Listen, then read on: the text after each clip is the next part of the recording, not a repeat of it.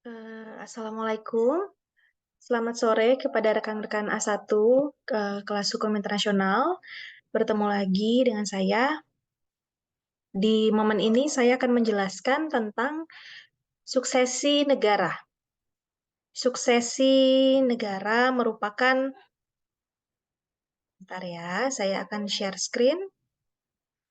Suksesi negara merupakan salah satu aspek negara. Oke, sudah ya. Merupakan salah satu aspek-aspek negara bagaimana negara ini bisa terbentuk. Kalau sebelumnya sudah dipelajari tentang kedaulatan, bagaimana cara-cara mendapatkan kedaulatan, yaitu dengan cara damai, dengan cara kekerasan atau perang, aneksasi, dengan cara okupasi, pendudukan, dan lain sebagainya.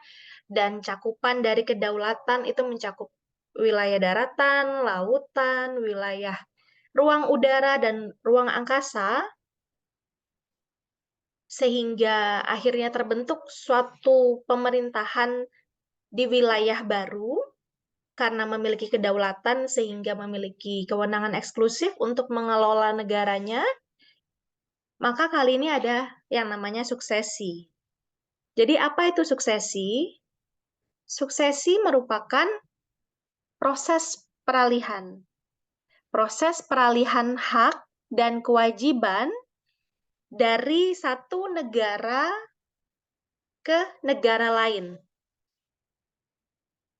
Dan juga suksesi adalah proses peralihan kedaulatan dari negara A ke negara B. Ya, peralihan kedaulatan, peralihan hak dan peralihan kewajiban dari negara A ke negara B. Demikian ya, itu namanya suksesi.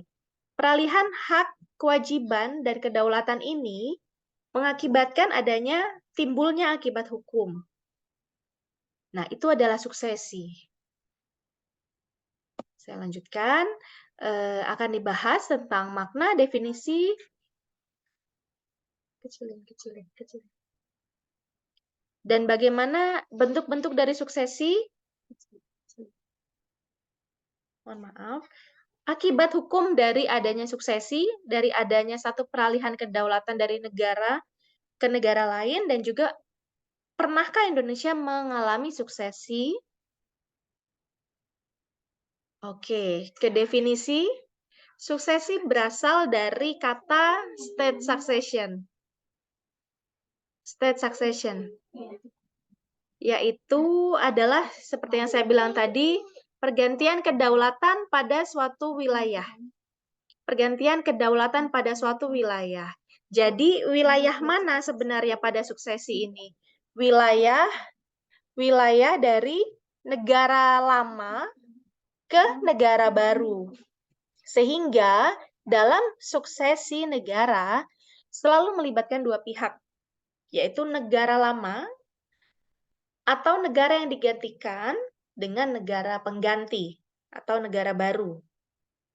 Dalam HI disebutkan istilahnya adalah predecessor state dan successor state.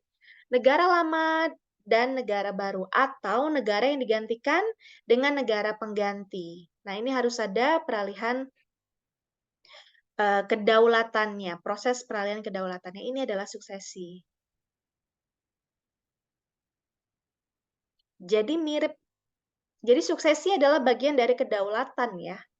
Karena kedaulatan itu beralih, maka tidak bisa beralih begitu saja, tapi juga dipikirkan bagaimana kemudian aset-aset dari negara lama atau dari negara pertama, bagaimana hubungan dengan negara lainnya ketika dia akhirnya memiliki status baru sebagai satu negara yang baru lahir. Seperti itu. Lalu bagaimana utang-utangnya? Apakah negara lama juga akan utangnya beralih dengan adanya negara baru? Seperti itu. Itu yang dipikirkan dalam suksesi negara.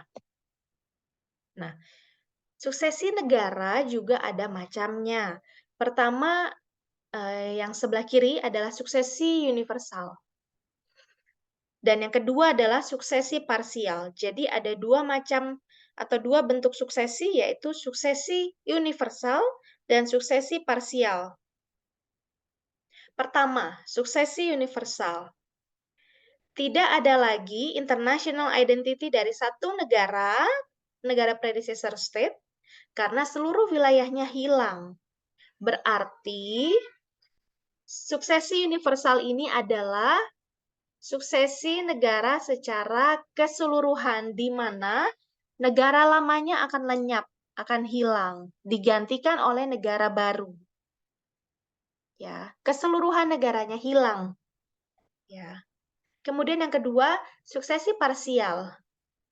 Artinya, sebagian negara predesesor atau negara lama masih eksis, namun sebagian wilayahnya memisahkan diri menjadi negara merdeka atau justru bergabung dengan negara lain.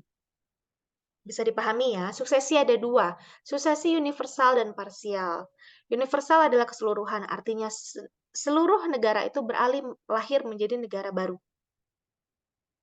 Negara lama hilang.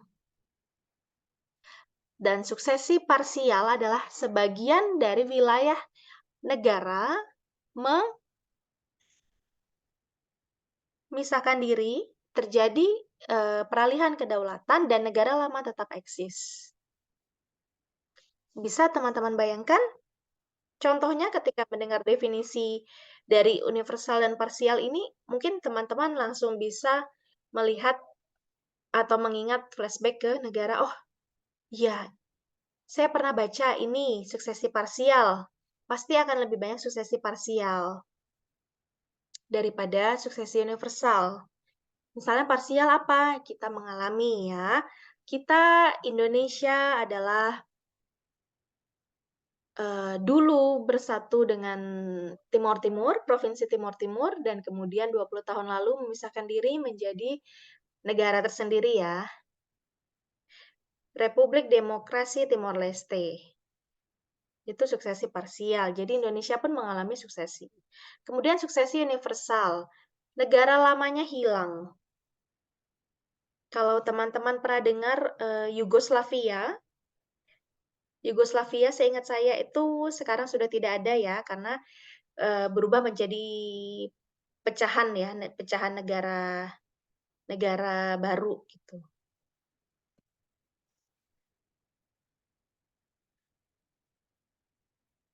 Oke, ini masih tentang suksesi universal dan parsial. Pertama, suksesi universal. Maaf, ini agak ribet. Suksesi universal itu, wilayah suatu negara habis terbagi, atau masing-masing dicaplok oleh negara lain, itu bisa. Tapi bukan hanya dicaplok oleh negara lain, tetapi memang terjadi disintegrasi pada satu wilayah sehingga negara lama itu hilang gitu. Contohnya ini agak zaman dulu ya. Korea dulu dikuasai oleh Jepang tahun 1910. Kongo dikuasai oleh Belgia. Kolombia dulu adalah dulu sudah ada negara Kolombia, tapi kemudian pecah menjadi 3 negara, Venezuela, Ekuador, dan New Granada. Itu tahun 1832, sangat-sangat masa lampau ya. Dan sekarang Kolombia ada lagi, New Granada yang tidak ada. Jadi zaman dulu nama Kolombia sempat hilang. Seperti itu ya. Dan suksesi parsial, seperti saya sampaikan tadi, hilangnya Timor Timur dari Republik Indonesia untuk membentuk satu negara baru. Di tahun 99 terbentuklah negara Timor Leste yang berbentuk Republik Demokrasi. Indonesia masih ada, masih eksis. Tapi Indonesia sebagai predecessor state kehilangan sebagian wilayahnya. Ini yang saya tadi sampaikan bahwa ketika sudah lahir nih, negara barunya sudah lahir, negara lama sudah mengakui. PBB melalui lembaganya mendampingi misalnya referendum ya kemarin ya, referendum Timor Leste didampingi oleh United Nations Transnational Administration for East Timor. Nah, itu sudah mengakui bahwa memang terjadi referendum yang sah dan memutuskan untuk memisahkan diri. Nah, lalu bagaimana itu ya dengan apapun yang ada dalam bagian dari Timor Timur atau Timor Leste? Masalahnya adalah mengenai pemindahan hak-hak dan kewajiban dari negara yang telah berubah identitasnya menjadi mengecil, menjadi berkurang menjadi negara baru, dan apakah di area situ hak dan kewajibannya ikut terbagi, ikut terpisah, atau seperti apa?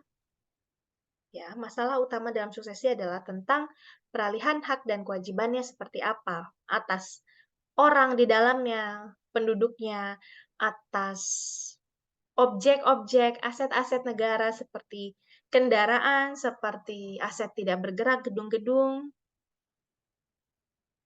hutang-hutang,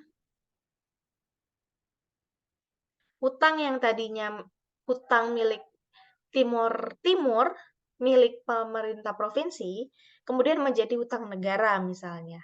Atau Indonesia maukah bertanggung jawab atas hutangnya Timor Timur tersebut? Padahal Timor Timurnya sudah memisahkan diri, memutuskan untuk menjadi negara baru. Nah, itulah isu utama dari suksesi. Kita lihat dari yang paling kiri dulu, Universal Doctrine.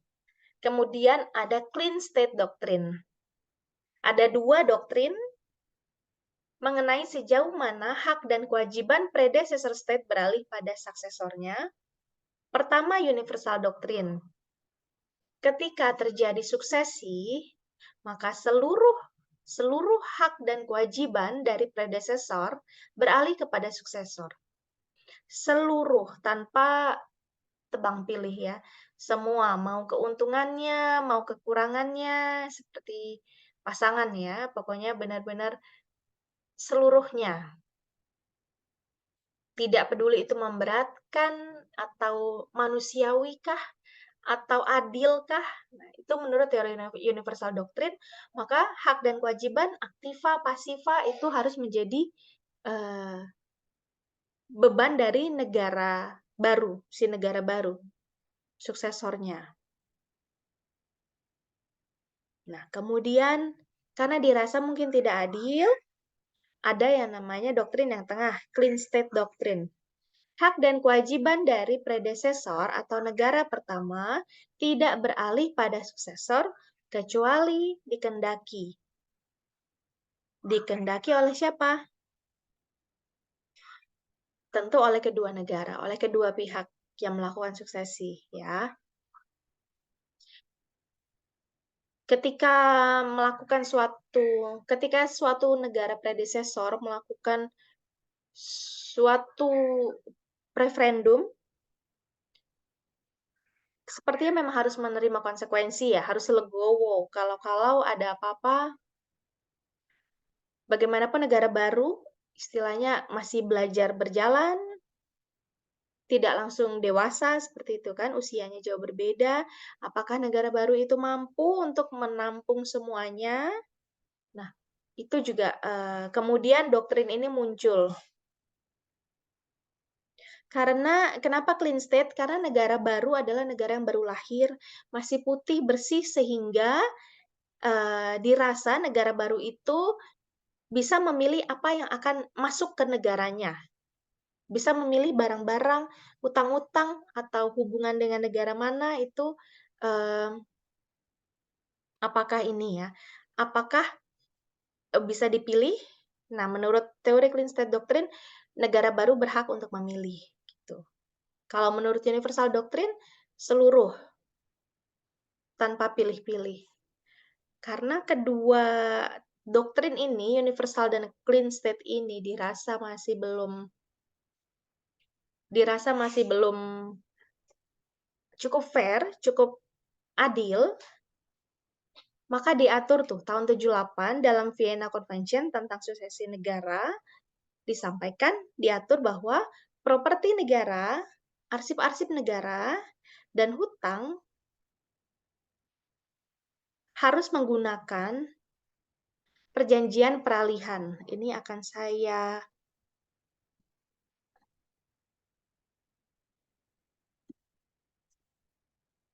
harus diatur dalam perjanjian peralihan atau devolution agreement.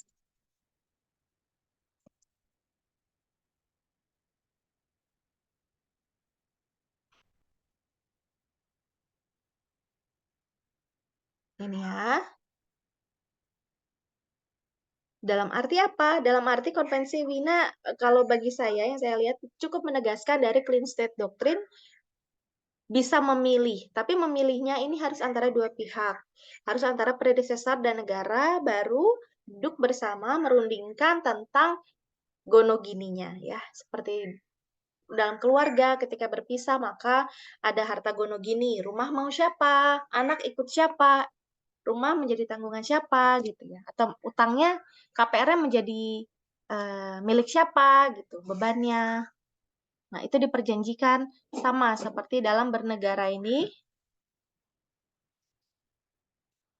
Kalau dari hukum internasional mengikuti konvensi Wina tentang suksesi negara, yaitu ya harus ada perundingan lagi setelah negara lama setelah terjadi suksesi antara negara lama dan negara baru. Jadi intinya perundingan, perjanjian. Semua diperjanjikan. Dimasukkan ke dalam devolution agreement. Next. Apakah suksesi dapat menimbulkan akibat hukum? Pasti ya, pasti menimbulkan akibat hukum. Perceraian menimbulkan akibat hukum ya. Perubahan status dari menjadi single, ya dari menikah menjadi single atau menjadi duda, seperti itu. Kemudian juga harta-harta yang diperoleh dari harta bersama, bagaimana pembagiannya, rumah mau dipotong dua atau bagaimana, mau dijual, hasilnya bagi dua atau seperti apa, sama. Dalam suksesi, lahirnya negara baru juga menimbulkan akibat hukum. Nah, kalau dalam suksesi negara, ini ya, perjanjian internasional, utang-utang negara, harta benda negara, dan keluarga negaraan. Perjanjian internasional, misal Indonesia dan Timor Leste sekarang. Apakah misal ya, Indonesia tidak mengakui hubungan diplomatik, tidak mempunyai hubungan diplomatik dengan Israel.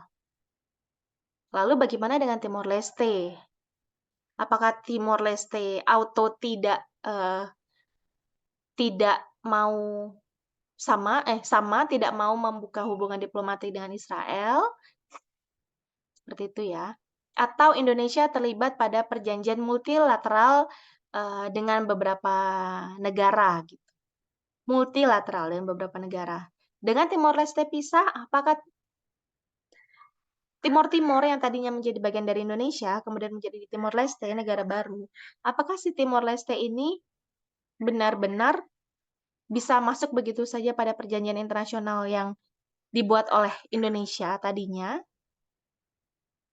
Kemudian hutang, seperti apa? Kalau misalnya ternyata pemerintah pusat Indonesia sudah pernah melakukan pinjaman seperti itu demi pembangunan di Provinsi Timor Timur, kemudian Timor Timur melakukan referendum dan memisahkan diri, hutangnya itu seperti apa? Menjadi tanggung jawab siapa? Kemudian warga negara, ini yang paling rentan. Warga negara, bagaimanapun ini mengenai kemanusiaan ya. Jangan sampai adanya peralihan kedaulatan ini, membuat warganya menjadi kehilangan jati diri, kehilangan keluarga negaraan. Entah ikut negara predesesor atau negara suksesornya, harus dipastikan bahwa keluarga negaraan ini wajib dimiliki oleh setiap insan, setiap individu, setiap kepala.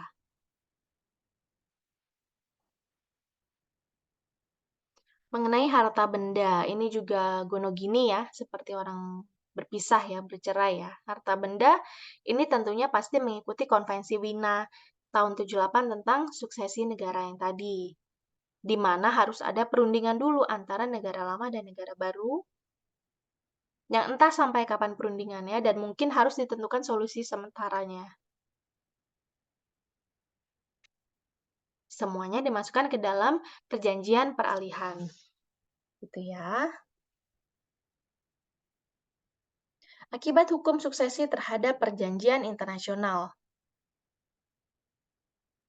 Oke, sudah ada perjanjian tidak akan beralih pada suksesor, kecuali ditentukan lain dalam perjanjian peralihan. Tidak akan beralih pada suksesor, kecuali diperjanjikan lain dalam peralihan. Dalam arti apa? Negara suksesor, negara baru, belum tentu menjadi negara pihak pada perjanjian internasional. Ada asas dalam HI namanya Pacta Tertis Nec Nosun Nec Prosen. Pacta Tertis Nec Nosun Nec Prosen, yang artinya perjanjian tidak menimbulkan hak dan kewajiban pada pihak ketiga tanpa persetujuannya. Perjanjian tidak menimbulkan hak dan kewajiban pada pihak ketiga tanpa persetujuannya. Berarti sama ya, intinya kalau mengenai perjanjian itu harus ada konsen ya. Konsen atau persetujuan dari pihak terkait. Ya. Tidak bisa asal, kita bahas Timor Leste lagi, tidak bisa asal Timor Leste itu auto ikut menjadi negara anggota dari perjanjian internasional, itu tidak. Karena bagaimanapun kondisinya berbeda, geografisnya, matriks pendudukannya, pemasukannya, devisanya, secara ekonomi, sosialnya, itu pasti kondisinya berbeda jauh dengan Indonesia ya, karena Indonesia seluas ini. Nah, tapi ada hal yang memang harus beralih. Terutama poin yang pertama ya, poin tentang kewajiban yang beralih adalah perjanjian wilayah. Tentu perbatasan, misalnya dengan Indonesia dan Timor Leste yang berpisah, otomatis ngaruh dengan batas wilayah Indonesia sebelah timur dengan negara Australia. Seperti itu. Nah, otomatis wilayah negara Indonesia sebagai predesesor juga berkurang dan beralih.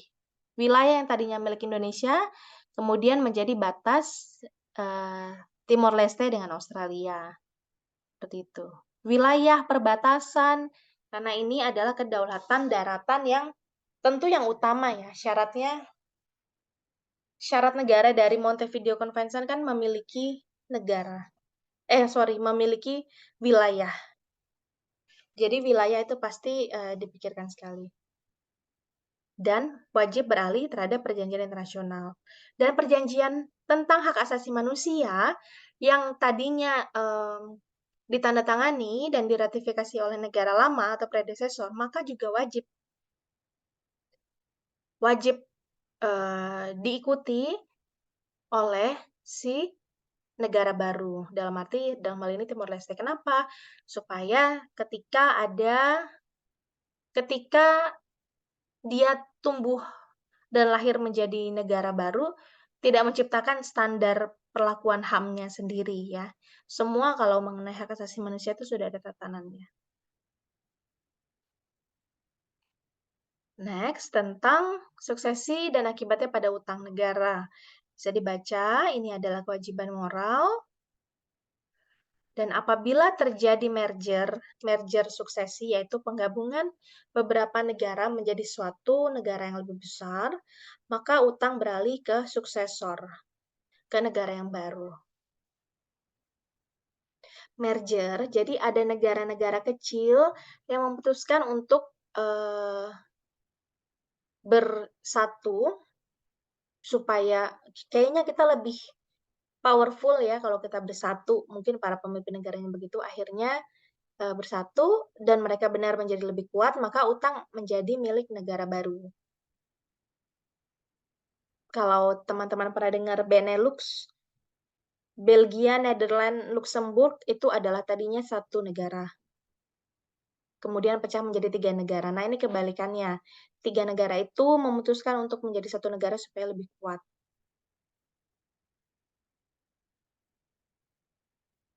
Apabila terjadi disintegrasi, sebagian wilayah predecessor state memisahkan diri sehingga membentuk negara merdeka.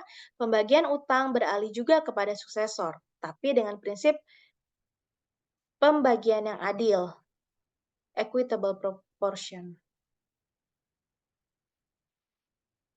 Pembagian adil itu mengikuti bla bla bla, jumlah penduduk, wilayahnya, kekayaan alamnya, dan pajak pendapatan di wilayah tersebut. Poin kedua, jarang terjadi ya merger. Sekarang namanya negara pasti punya harkat, martabat, pride ya. Tidak mungkin, mungkin lebih sulit untuk mereka meminta untuk menggabungkan diri dengan negara lain supaya menjadi lebih kuat. Rata-rata suksesi itu adalah pemisahan negara. Seperti Indonesia dan Timor Leste, di mana Timor Leste ingin menentukan nasibnya sendiri, self-determination right. Nah, konsekuensinya adalah ini ya, mengenai hutang, ya dibagi mau nggak mau. Terhadap kewarganegaraan, jangan sampai ada yang stateless. Stateless artinya manusia tersebut tidak punya kewarganegaraan. Bukan WNI, bukan WN Timor Leste. Nah, itu jangan sampai. Ya, setiap orang berhak atas kewarganegaraan. Pentingnya apa kewarganegaraan, teman-teman? Pentingnya warga negara seperti kita dengan mudahnya ke Pak RT, dengan mudahnya minta surat domisili ke kelurahan, ke kecamatan. Kita punya KTP yang dimana itu menjadi syarat untuk membuka rekening, syarat untuk menikah, syarat untuk berusaha. Jadi kewarganegaraan itu adalah penghidupan ya. Bayangkan ketika orang itu tidak memiliki warga negara. Ketika mereka ditolak, pasti teman-teman rekan-rekan tahu ya cerita Rohingya yang mereka ditolak Bangladesh, ditolak Myanmar. Apakah mereka punya identitas? Tidak ya, mereka tidak punya kartu identitas sehingga ketika ada anak lahir dari Rohingya ya tidak ada akta kelahiran karena orang tuanya juga tidak punya identitas. Kalau tidak punya akta kelahiran, bagaimana si anak bisa mendapatkan akses kesehatan? Bagaimana anak bisa memperoleh pendidikan, mendaftar sekolah? Hal-hal administratif, simple tetapi harus, sehingga dalam suksesi negara tidak diperkenankan dan sama sekali pokoknya tidak boleh ada korban yang menjadi stateless atau tidak berkeluarga negaraan. Nah, poin yang paling bawah, negara yang baru terbentuk mendasarkan kewarganegaraannya berdasarkan tempat kelahiran dan tempat tinggal sehari-hari. Kecuali ada penolakan. Jadi dia biasanya di mana? Ini in simple way ya. Pokoknya dia biasanya di mana? Ya dia menjadi warga situ. Gitu. Saya menjadi ingat ketika Indonesia baru merdeka dari Belanda. Indonesia baru merdeka dari Belanda tahun 1945 ya. Tapi bukan setelah proklamasi, bukan serta-merta Indonesia itu langsung stabil gitu ya. Kita butuh waktu bertahun-tahun, ada agresi militer. Ada beberapa negara lain yang masih ingin menduduki Indonesia. Mereka katanya sudah mengakui tapi masih ingin menduduki Indonesia. Nah, tahun 1957, 12 tahun setelah kemerdekaan, Indonesia mengadakan nasionalisasi besar-besaran. Perusahaan zaman Belanda itu dinasionalisasi oleh Indonesia, walaupun kita mungkin waktu itu uangnya belum, tapi yang penting yakin dulu. Karena apa? Karena kita membangun jati diri bangsa Indonesia. Jadi perusahaan itu dinasionalisasi. Perusahaan gula, perusahaan tembakau, perusahaan teh, seperti itu ya zaman itu. Termasuk waktu itu heboh tahun 1957, kalau teman-teman suka membaca sejarah-sejarah dulu, mereka heboh ada pengusiran orang-orang Belanda dari Indonesia. Dan orang-orang Indonesia yang pro Belanda itu diusir dari Indonesia. Seperti itu. Padahal apa? Padahal orang Belanda itu sama sekali nggak pernah ke Belanda. Ya, mereka wajahnya wajah Western, tapi sebenarnya mereka itu ya di Indonesia tidak pernah menginjakan kaki di Belanda. Dan ketika mereka diusir itu mereka sangat bingung. Saya pun tidak pernah ke Belanda gitu, mungkin kata mereka ya. Jadi itu dulu, itu terjadi dulu. Dan kalau sekarang ya dipastikan bahwa negara masing-masing orang ini memiliki hak untuk memilih kewarganegaraannya dan memiliki akses untuk mendapatkan kewarganegaraan. Semoga bisa dimengerti. Kemudian terhadap harta benda, oke, harta benda negara mencakup harta benda, hak dan kepentingan dalam artian hukum yang dimiliki oleh negara saat terjadinya suksesi. Bisa dibaca, harta benda yang ada kaitannya dengan kegiatan negara yang lama di wilayah yang sekarang menjadi milik negara pengganti, tidak termasuk dalam hal ini adalah harta benda yang diperoleh dari negara yang digantikan sebelum, misal terjadinya kolonisasi atas wilayah. Oke, jadi dirundingkan, dan apabila ada kaitannya dengan negara baru, maka negara lama harus legowo untuk memberikan itu kepada negara baru. Ini teori ya, kita selalu bicara teori dulu ya. Prakteknya sebisa mungkin jangan ada suksesi lagi. Kalau bagi saya, karena namanya ada peralihan kedaulatan, pasti akan ada peperangan di situ. Peperangan dalam arti humaniter akan terjadi. Ya, hukum perang itu akan teraplikasikan dan akan berimbas pada vulnerable people. Maksudnya pada manusia, dan manusia akan menjadi korbannya. Oke. Ini pertanyaan. Suksesi negara adalah bentuk peralihan kedaulatan dari predecessor state menjadi sebuah negara baru atau suksesornya. Nah, pertanyaan yang pertama, apakah pergantian nama suatu negara dapat dikatakan sebagai suksesi? Pergantian nama suatu negara dapat dikatakan sebagai suksesi. Misal, Birma menjadi Myanmar.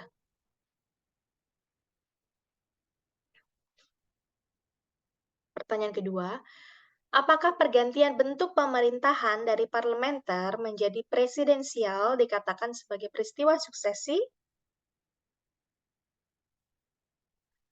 Dan yang ketiga, apakah kemerdekaan Indonesia dari penjajahan Belanda setelah konferensi meja bundar juga tergolong peristiwa suksesi negara? Oke, dibahas dulu poin yang pertama ya. Penggantian nama suatu negara tergolong suksesi atau bukan? Misal Birma menjadi Myanmar. Turki, Presiden Erdogan baru-baru ini mengganti menjadi Turkiye. Apakah itu sebuah suksesi negara? Tidak ya, tidak. Suksesi itu selalu melibatkan, selalu ada pada konteks internasional. Perubahan nama negara itu adalah kedaulatan masing-masing negara untuk memutuskan identitasnya sendiri mau seperti apa. Erdogan minta Turki berubah menjadi Turki. Ya udah, itu kebijakan mereka ya, kebijakan internal mereka, dan negara lain tidak boleh ikut campur, tidak boleh memprovokasi itu. Karena apa? Karena itu hanyalah sebuah nama, tidak ada perubahan wilayah di situ. Tidak ada gonogini dengan wilayah lama dengan wilayah baru di situ, tidak ada. Birma menjadi Myanmar. Sama ya. Tidak ada peristiwa disintegrasi di sana, tidak ada lahirnya negara baru di sana, sehingga poin nomor 1 ini bukan merupakan suksesi negara. Nah, yang kedua, pergantian bentuk pemerintahan dari parlementer menjadi presidensial. Apakah itu suksesi negara? Sekali lagi, jika dalam konteksnya ada peralihan atau pengurangan atau penambahan wilayah, kemudian lahir negara baru, maka itu adalah suksesi. Tapi jika tidak ada suksesi, tidak ada lahirnya negara baru, maka itu bukan suksesi negara. Jadi yang poin 2 adalah seperti ini. Suksesi negara berbeda dengan suksesi pemerintahan. Suksesi pemerintahan adalah internal dari negara berdaulat itu.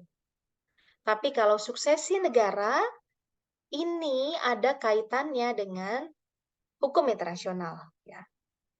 Lahirnya negara baru, mengurangnya kedaulatan wilayah yang lama, atau berubahnya wilayah negara. Peralihan kedaulatan. Ingat ya, kedaulatan itu atas wilayah ya. Kedaulatan selalu atas wilayah. Jadi poin 1 dan poin 2 ini adalah suksesi pemerintah, bukan suksesi negara. Dan bukan bukan cakupan dari hukum internasional. Tidak termasuk dalam aspek negara. Yang ketiga, kemerdekaan Indonesia dari penjajahan Belanda. Tergolong suksesi negara? Iya. Karena lahir negara baru. Belanda tidak lagi memiliki Hindia Belanda, karena sudah berubah menjadi Indonesia, merdeka, berdaulat. Belanda berkurang, Belanda tidak sampai ke Asia lagi, tidak sampai ke Asia Tenggara lagi. Ya, jadi poin ketiga adalah suksesi negara, karena ada perubahan kedaulatan. Ini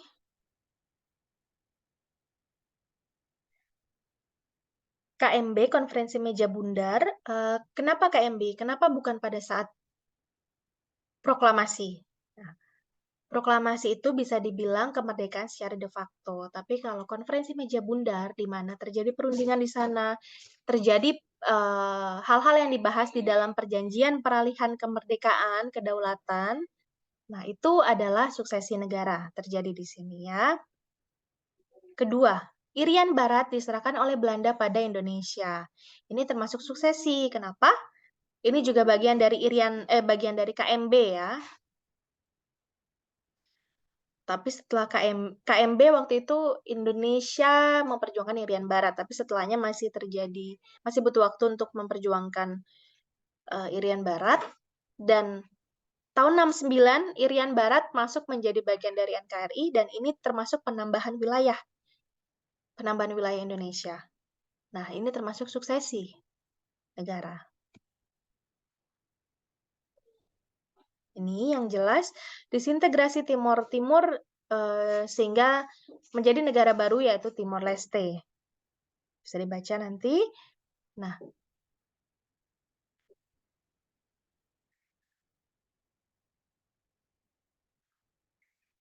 oke, bagaimana status Timor Gap?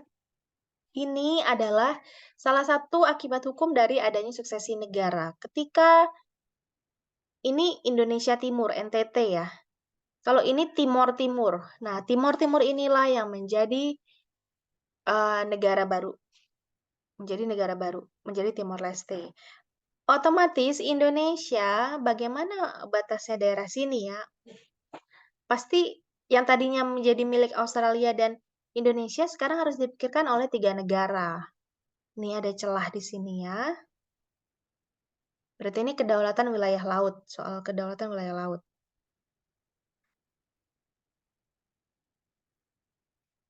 Oke, Timor Gap ini adalah gap celah yang belum ditemukan solusinya antar 3 negara akibat dari adanya suksesi negara Timor Leste. Mungkin ini dulu mengenai materi aspek negara tentang suksesi negara. Suksesi negara adalah peralihan kedaulatan dari satu negara yang digantikan menjadi lahirnya satu negara baru atau negara pengganti. Nah, negara lama, negara yang digantikan itu bisa jadi masih eksis, bisa jadi sudah hilang atau lenyap. Ya, sehingga peralihan kedaulatan ini di mana kedaulatan itu efeknya adalah bisa melakukan yurisdiksi eksklusif, bisa menentukan nasibnya sendiri, maka berimbas pada perjanjian internasional, pada warga negaranya, pada utang-utangnya, dan pada aset-asetnya. Nah, ini menjadi kebijakan dari para pihak yang terlibat. Ini ya, menjadi kebijakan dari para pihak yang terlibat untuk melakukan perundingan lagi dan memutuskan ke dalam devolution agreement. Ya, kita memakainya apa? Konvensi Wina tentang suksesi negara ya. Diatur dalam perjanjian peralihan. Diatur berarti mau tidak mau kedua belah negara, baik negara lama dan negara baru, duduk bersama untuk mengatur ulang. Demikian, semoga bisa dipahami. Jika ada yang ingin ditanyakan, boleh. Silakan bertanya pada saya. Terima kasih banyak atas waktunya.